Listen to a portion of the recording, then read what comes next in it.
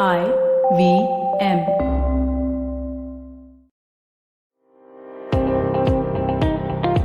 Welcome to All Things Policy, a daily podcast supported by Pragati, a flagship media initiative of the Takshashila institution. We're a bunch of policy nerds based in Bengaluru, and we like to bring a fresh perspective to Indian affairs and an Indian perspective to global affairs. So grab a cup of coffee, sit back, and join us for today's chat. Hello and welcome to All Things Policy, Takshashila's daily podcast on policy and economic matters that reaches worldwide. If you're interested in topics such as geopolitical implications of the Russia-Ukraine war or the effectiveness of sanctions, head on to school.takshashila.org.in to sign up for our Defense and Foreign Affairs course. The next one is starting in May 2022. GCPP also has specializations in advanced public policy and technology policy, some of which are taught by Anupam and myself. Today, Anupam Manur joins us to discuss Strategic Petroleum Reserves. Welcome, Anupam. Thanks, Mihir. Good to be here. So let's begin with a flashback to a few weeks ago. There was assembly of Russian troops on the Ukrainian border. There was widespread speculation that an attack was imminent. There was denial for several days as the Olympics were going on and so on. And then eventually the war has erupted and we are now multiple weeks and the Russian army is inside Ukrainian territory. We have a massive humanitarian crisis. But one other aspect that especially concerns us in India, besides all of the events that we talked about, is that this conflict led to a quick and substantial rise in the prices of crude oil. And India is one of the largest importers of crude oil in the world. And that leaves us exposed in many ways. So Anupam, I want to bring you in and first ask you in terms of what is the impact of oil and oil prices on India's economy very quickly, please. Yeah, it's massive. Just as a one-word kind of answer, oil is extremely important for the Indian economy. We are highly dependent on it. And most of our macroeconomic indicators that we care about move along with movements in oil. So GDP or inflation, forex reserves, current account deficit, a whole bunch of these macroeconomic indicators that we are interested in moves in relation to the movement in oil prices. So therefore, just in that, as a starting point, oil prices are highly important for the Indian economy. And can you give us a sense of the numbers of what happens if oil price goes up by, let's say, $10 a barrel? Yeah. So if oil price goes up by, as you said, $10 a barrel, we would expect something like 0.4% of GDP extra payments in oil, right? So that is what you would call as a terms of trade shock. So just the fact that we import 4.2 million barrels of oil per day, and you're talking about a $10 per barrel increase. So that's just massive amounts of excess money that we are paying in order to get the same amount of oil. So if you look at in 2021, on an average, it was about $70 a barrel. And in 2022, now given this particular conflict and the supply shock of oil that we'd expect, you are expecting about $100 a barrel to be an average across the year. And now, again, this is speculation. We don't know. It could fluctuate a lot more. It could be more than that, which is even more scary. But let's say a reasonable estimate is about $100 a barrel average for 2022.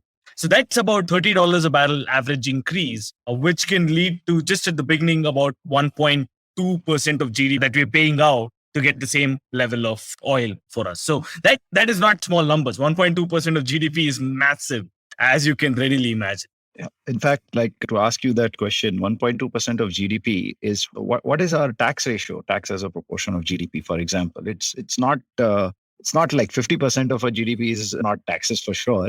That's an insane number.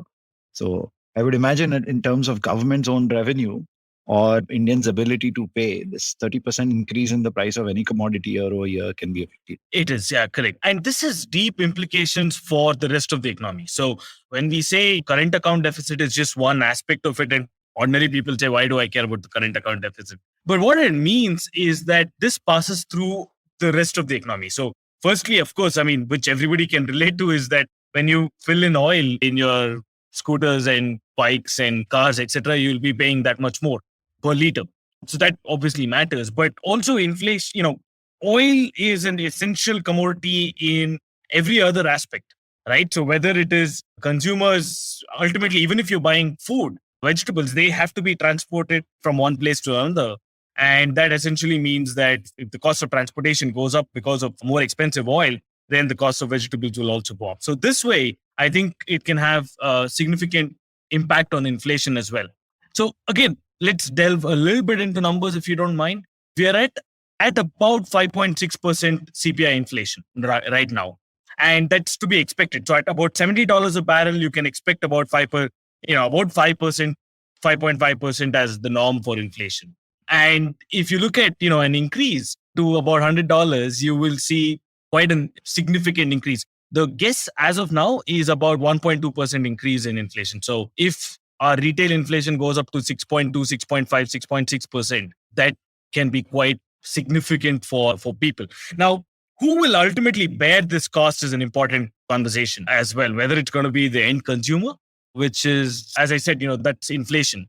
But there is an option where ultimately the government can decide to absorb some of this. Now, crucially, I mean, the government has absorbed this. So the initial shock, as much as about 0.4% of GDP, is already absorbed by the government through its fiscal expenditure, right? And they've not allowed the prices to rise, maybe because it's the election season, as the cynic in me would tell. So in that way, they've kind of absorbed it, but going forward, it might not absorb all of it. Some of it will be passed. The other bit that will get affected is, of course, firms, because the cost of production for firms will essentially go up, right? Again, if you're talking about plastics and so on, which directly use oil as an input, then obviously you can imagine. But even for many other commodities where oil is not a direct input, but again comes through in terms of cost of transportation, you can have a significant effect, especially if they're not allowed to, or if they're not willing to pass on all of that to the consumers because of, let's say, weak demand.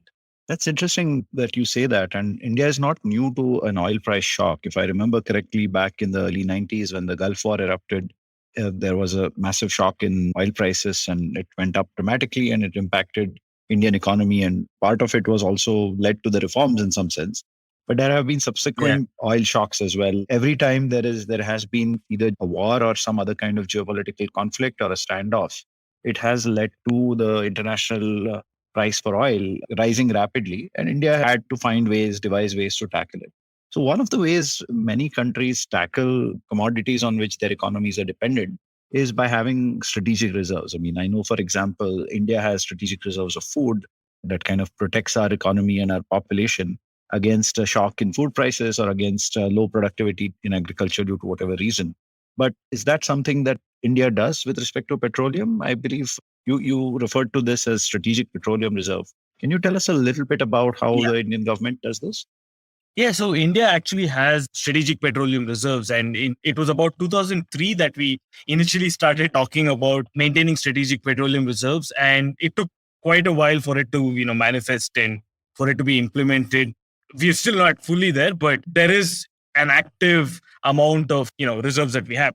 So the strategic petroleum reserves is nothing but kind of an emergency stockpile, right? So the same as you said with food, which we have emergency stockpiles in warehouses, we keep oil in different ways so as to save it for a rainy day. So if suddenly, for whatever reason, either you're cut off from global supply chains because of, let's say, I mean, there are instances that we can think where countries are just unwilling to sell it to you, or you can think of situations where, let's say, the Straits of Hormuz are blocked, from which, Right. actual container ships of oil comes through, or some pipeline is broken, etc. So there are various scenarios in which you can imagine that supply is broken off. Or in another sense, and probably this is very drastic and very hard for us to imagine, but let's say you actually run out of, in some way, money to pay for oil. So even in that kind of scenario, which is again unimaginable for most of us because it happened back in 91, and I don't think any of us can imagine that to happen again. But even in such a scenario, I think it's good to just keep reserves or stockpiles for such emergency use. So that's what you would call as SPR, or strategic petroleum reserves. So I think you have also given us a nice technical definition that the objective of the SPR is to mitigate supply side risks and cover for vulnerability to external oil shocks. So now, Yeah. obviously, we are talking about oil, which is not, I mean, it's not electronics that you have chips in very small sizes and you can stockpile millions of them if you wanted to, and you would probably be taking up a very small warehouse. Oil is a commodity that is physical in nature, that is shipped in millions of barrels a day, as you said.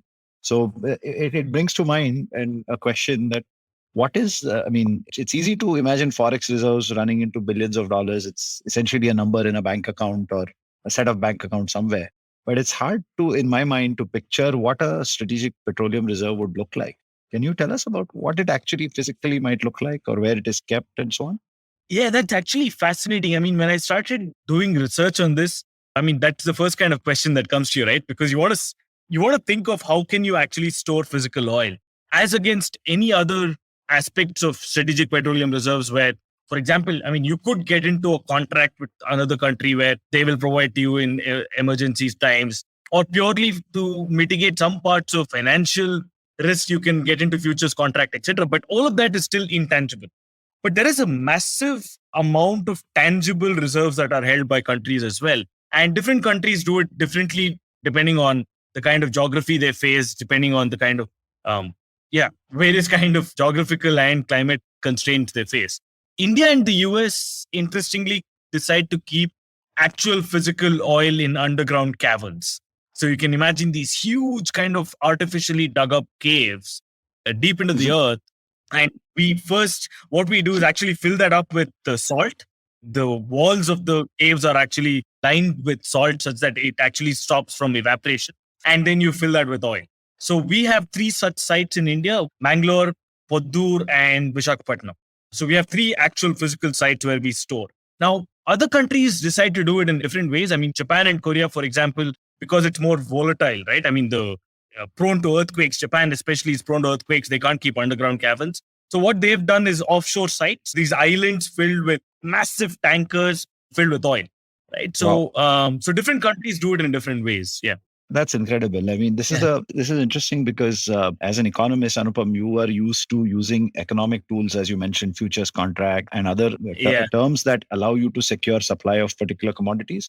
But just seems like the risk associated with and the importance of oil dictates to some extent this physical storage. So at this point, let's take a quick break and we'll come back with more details on SPR.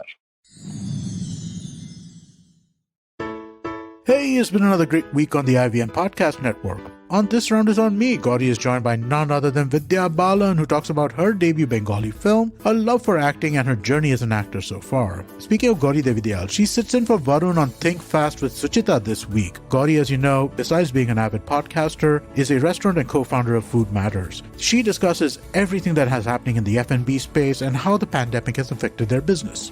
Tune in to Say No to Drama as Chetna is here to tell us all about what we need to remember and avoid when we embark on a new journey. Mahek and Harshit from All Things Policy talk about the Indian government promoting traditional medicines like Coronel and Giloy and how we can take a scientific approach to traditional medicine. And on The Longest Constitution, Priya talks about Indian MPs and their salaries, women's labor, tensions over commercial surrogacy, and a whole lot more. Do follow us on social media. We're IVM Podcast on Twitter, Facebook, Instagram, and LinkedIn. And remember, if you're enjoying this show or any of our other shows for that matter, please do tell a friend. Also, don't forget to rate us on any platform that you might be listening to us. You can also check us out on YouTube. We have a webpage, ivmpodcast.com/YouTube, where a list of all our channels are. And finally, we'd like to thank our sponsors this week: SBI Life Insurance, Bank of Baroda, India Water Portal, and Max Life Insurance. Thank you so much for making this possible. Welcome back. So, Anupam, you told us about where it is physically kept, and all 3 seem to be coastal cities or coastal areas. And is that primarily because the transportation of oil, I mean, the oil lands in India at ports, and therefore it's just easier and cheaper to store it closer to the coastline? I see. So, in terms of, like, you mentioned this SPR, but is this being held by the government of India under its control, or is this being held by, let's say, one of the petroleum companies or one of the refining companies? How is it owned and how is it controlled? Yeah, so that's, again, different countries have chosen different paths to go about this particular question. And sometimes, you find a combination of different mechanisms or economic arrangements that they've come to. So one way to think about that is just government stocks, as you maintained. So you can have government of a particular country actually holding those physical stocks. And so they're in charge, that would come under whatever their energy, in the US, it's the US government which holds it, and they have the energy secretary who's responsible for it.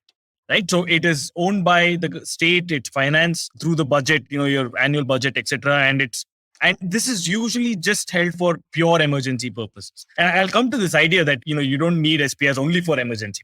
The second kind of way that you can do it is through some form of agency. So you could create, like India has, and I'll just take India's example because it's easy. India has created the specialized agency who acts on behalf of the government. So that's called ISPRL, Indian Strategic Petroleum Reserves Limited. And so they're in coordination with the government on one hand, the different refineries on the other, with these actual physical site they own, they operate it, and so on. So they're largely a government body itself, but they're an agency. In some other countries, you could have this agency with probably even private ownership in some sense, private players, etc. But in India, at least ISPRL is entirely, it's like a government body, and it comes under the Ministry of Petroleum and so on. And so that agency will have powers on aspects of, when do you use an SPR, when do you fill it, how do you actually, when do you decide to expand, etc. So that's the agency's power. And finally, you have another set of mechanisms. The UK, for example, uses this, where they have an agreement with your refineries, etc. So we know that every single refinery holds quite a bit of stock by themselves, right? So that's just part of the production process. Now, what the government can go and tell these refineries is, why don't you increase that stock that you hold?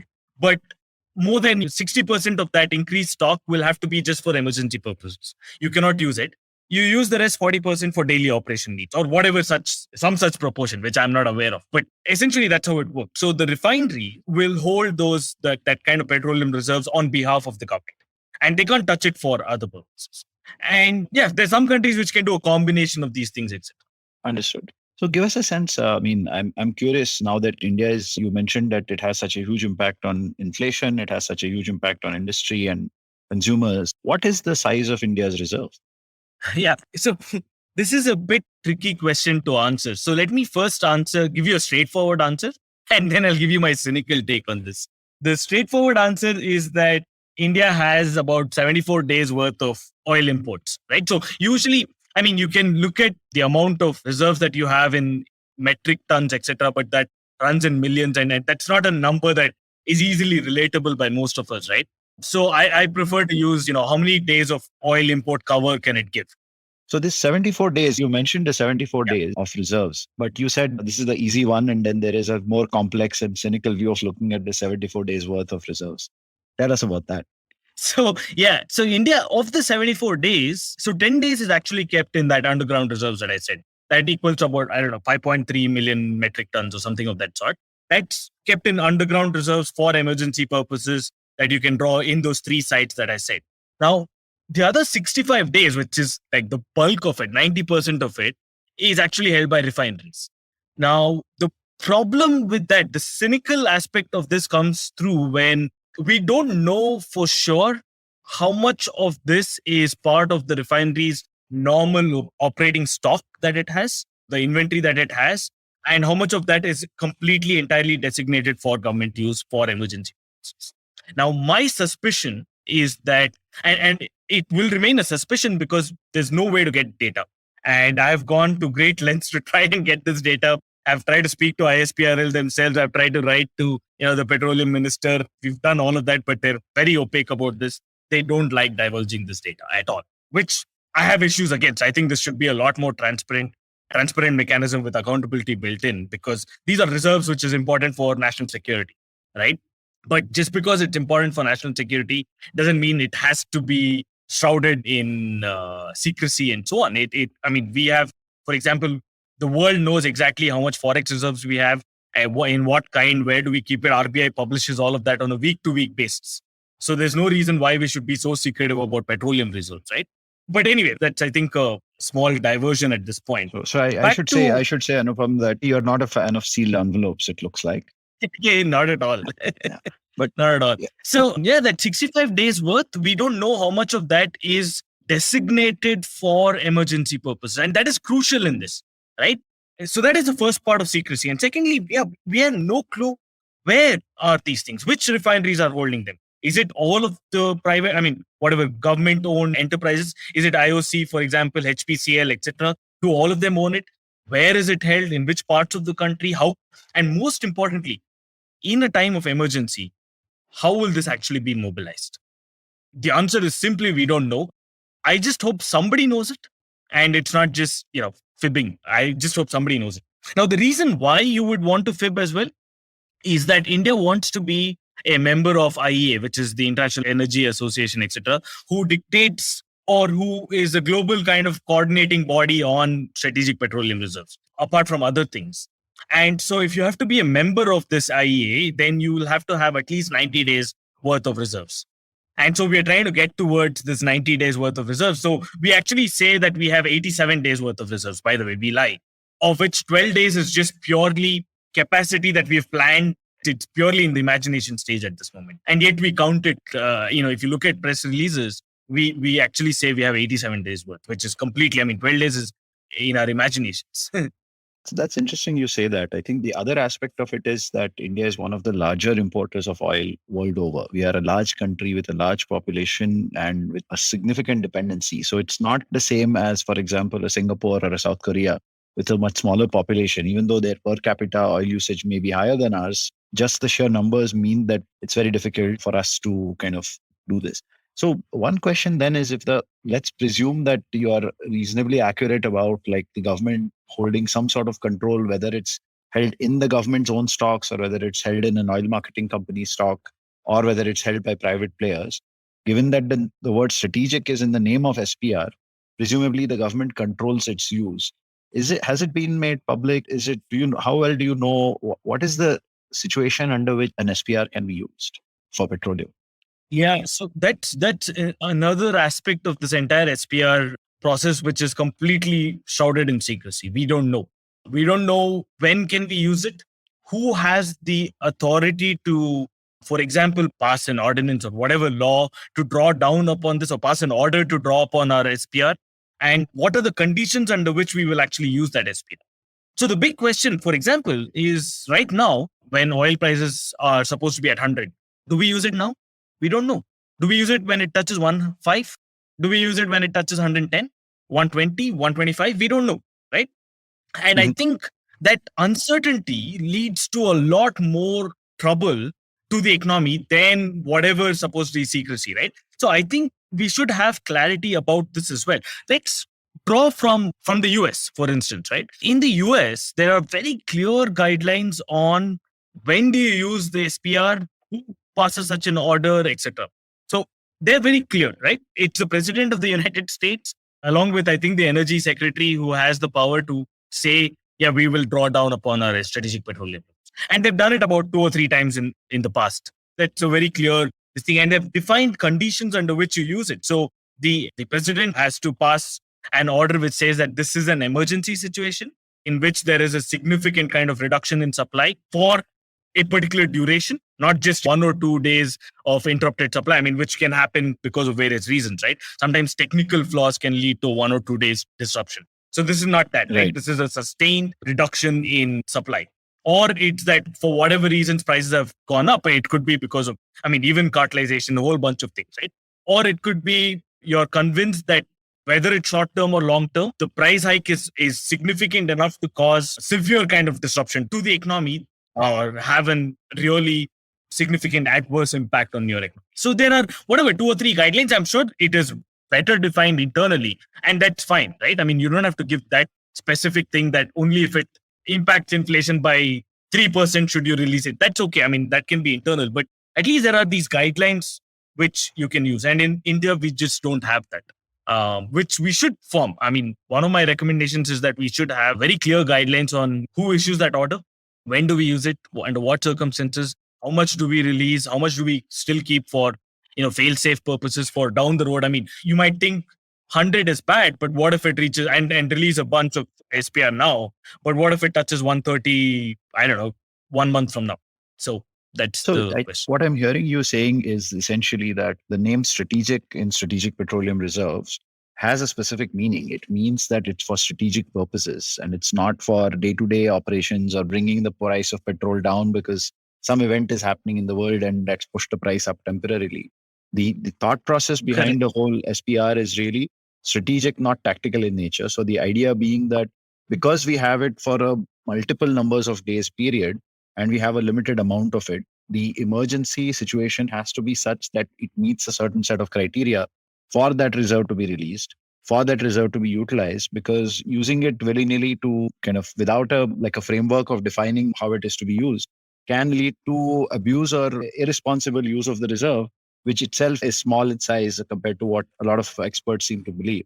So that makes a lot of sense. But on the other hand, I mean, let me So ask you this, right? I here, mean, yeah, go ahead. no, I just want to add one or two things, which is that firstly, the IEA, which is the agency that I spoke about, in their recommendation, at least they're very clear about this. Do not use it to offset temporary price shocks. And I think that makes sense, right? You don't use up your rainy day fund just because you're short of a little bit of monies now and then, right? That makes sense. So even whether you're thinking about in wealth terms of income and wealth terms, or you're thinking about strategic petroleum reserves, that makes immense sense.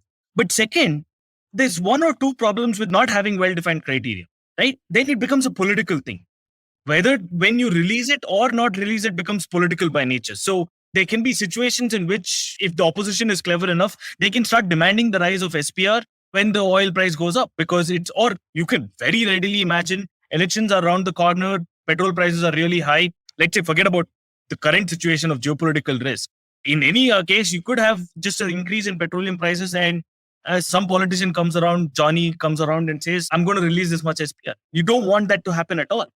Or on the other way around as well. I mean, you could be too cautious with your reserves. So you could just keep building reserves, but not use it at a time when you really need it. So which is where guidelines really help. Makes sense. But in addition to this, Anupam, is there a framework to think about this flexibly and say, build a large enough reserve to meet your strategic purposes? But you don't always have to have it full. You can assess geopolitical risk. You can assess energy price risk. You can observe the futures market. You can observe other phenomenon. And then potentially you could take advantage of dips in oil prices to purchase and fill up your reserve, and be an opportunist when there is price is high, and you can potentially release some of the SPR if you have actual capacity to store. Is that type of thing feasible, or do you think that gets us too close to the opportunistic way of using what is supposed to be strategic? No, you're absolutely right. I think that is the best way forward. In fact, my view on this is that we should have a combination of that, right? You can't have all of your reserves which can potentially be used to tackle price changes. That makes no sense. Then it's not reserves, right? It's just something that you're gambling and speculating. But that doesn't mean that, you don't use your reserves at all. So you can imagine a scenario which I think the Indian government is kind of thinking on similar lines, that you have that first phase of SPR that we already have, right? Which is entirely built by or owned and built by ISPRL, and they're looking after it, etc. How designate that entirely for emergency purposes only. Don't touch that, right? The second phase, which we're planning to build, of another about 12 to 14 days of storage capacity, again in the underground cavern. Now, ideally, building and storing these things in caverns is extremely expensive affair. One that we can't take up just on a whim, right? It takes significant amount of planning. It takes significant amount of resources, etc. So according to me, the best way to do that would be in collaboration with one of the big oil companies. So you can create a consortium of sort, right? You can have a financing company, you can have an oil company, you can have a construction company, which is necessary to build those caverns, etc. And then you let that consortium kind of operate that SPR. Now, there, I think it's fairly simple. All you have to do there is dictate the mandatory minimum. So you say whatever the capacity, 60% of that is for emergency purposes. You can't touch that. That's purely state-owned. You owe it to us. But that is the incentive. If you keep that 60%, you get to play around with that 40%. So in that 40%, then, an oil company would automatically fill it when the prices are low and release it when prices are high. That is profitable for them, but for the country at large, that just, stabilizes the prices, which is great. So I think going into this PPP model with this kind of clause of mandatory minimums plus this additional amount, which can be in a way speculated, it will be great for the country, and will be great for whoever is involved in that. So that's the way forward, according to me. So if I understand right, think you're advocating for multiple things here. So one, if I were to kind of in conclusion sum up your comments about the SPR, one is that it is a physically held reserve, and that that is extremely expensive to build and maintain. And therefore, but it is absolutely necessary for economic stability in light of what happens to inflation and other economic parameters when oil prices rise. Second, that size of that reserve needs to be properly estimated and disclosed or made transparent to the extent possible, because the size dictates how secure we are with respect to oil prices because of any geopolitical other difficulties. The size of the SPR kind of tells us how secure we are, and that needs to be sized based on our country's use of oil. Third, what you're saying is that while we hold the reserves, it is to be treated as strategic, and therefore there needs to be a framework around how that reserve is managed, under whose control it is, under what conditions it is to be released or utilized, and so on, which is not entirely happening today. The fourth thing you're advocating for is some sort of a fixed plus floating model, where you're saying that the absolutely strategic minimum has to be maintained. But if one were to kind of promote investment into securing more petroleum safety for us, then a consortium of public-private bodies together can be built where companies can be incentivized to build these reserves and use them opportunistically for their own purposes, but also create more fixed capacity. So all in all, essentially, from what I can hear is that you're saying that oil is an important commodity that is a big risk to the Indian economy, and having a professional framework of managing it through a combination of reserves that are under the government's control, reserves that are used in proper framework, and reserves that are increased in size as our economy grows. All of these are critical issues. So absolutely thankful, Anupam, for that. But I want to not end absolutely. here. I want to ask you one follow-up question and also reserve. So first, any other comments regarding SPR? And then my last question is going to be slightly a trick question. Okay. Yeah. Final comment is that we should look to expand. We should look to expand on our SPR, not just in terms of the underground caverns that I spoke about, but you could get into strategic relationship with others, right? So it's a matter of, ultimately, if you're looking at this as emergency, then apply the principles of, finance for this, right? You need diversification. So you need diversification in terms of the type of product. You should have some of it in crude, some of it in refined, because you could also imagine a scenario where we're not able to immediately refine it for our purposes. I mean, for usage, right? So you should have some of it in crude, some of it in refined. Diversify in times of type of storage. As I said, underground, overground, with government, without government, private, whatever, right? And finally, I think geographical diversification also matters. So we have a bit in India, but we should also now look at expanding that elsewhere. So can you get into strategic? So for example, Sri Lanka has these big oil drums already established, which are not being used, by the way, in a place called Trincomalee. So can we get into an agreement with Sri Lankan government that we'll hold that SPR, we'll also release it for you if you need it in whatever percentage terms, but can we use that for storage of oil? We could get into agreement with, for example, South Korea, since they have 240 days. You're saying, why don't you release oil to us when we need it, and we'll do the same for you when you need it, if at all. So the chances that India and South Africa will both face the same kind of crisis, there are high, but it's also not ultimate, right? There could be different kind of crisis for which. Similarly, look at different countries across the world. I mean, can you get into one with Norway, Canada, whatever, right? Wherever it can be transported. Maybe not Norway and Canada, but where it actually can be transported. And finally, there are actually now, the Middle Eastern countries are very clever about this, right? What they've done, apart from oil producing, they've also started oil storage.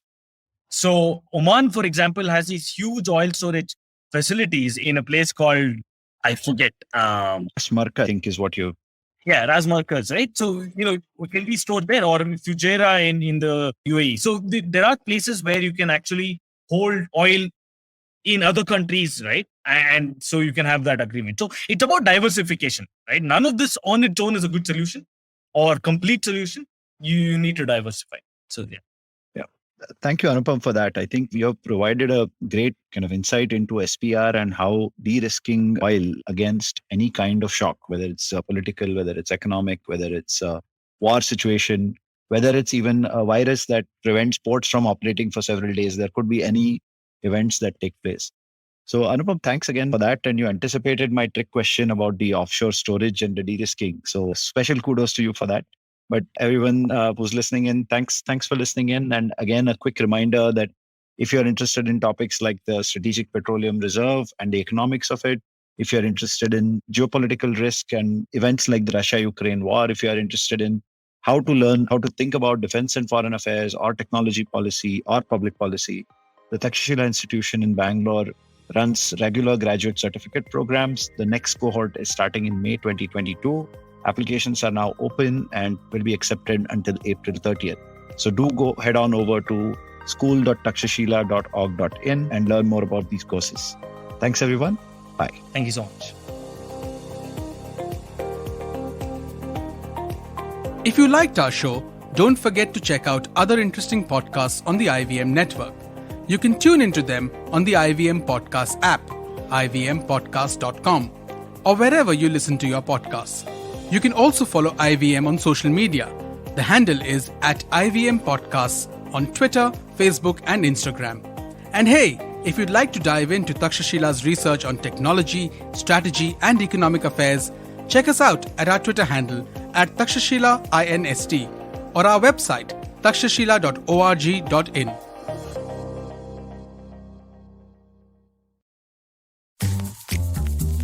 You're the people pleaser, right?